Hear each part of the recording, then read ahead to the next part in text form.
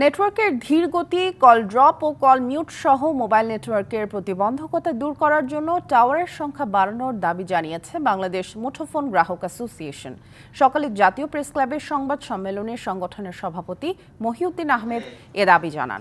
টাওয়ারের স্বল্পতা দূর করতে মোবাইল অপারেটর সহ সংশ্লিষ্টদের মধ্যে সমন্বয়ের উপর জোর দেন তিনি।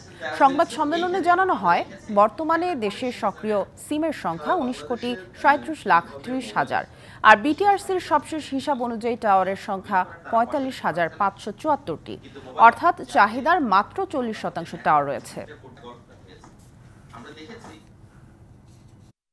মানসম্পন্ন সার্ভিস দরকার, তার জন্য টাওয়ারের অধিক পরিমাণ টাওয়ারের কোনো বিকল্প নাই। আমাদের যে পরিমাণ টাওয়ার দরকার সেই পরিমাণ টাওয়ার আমাদের নেই।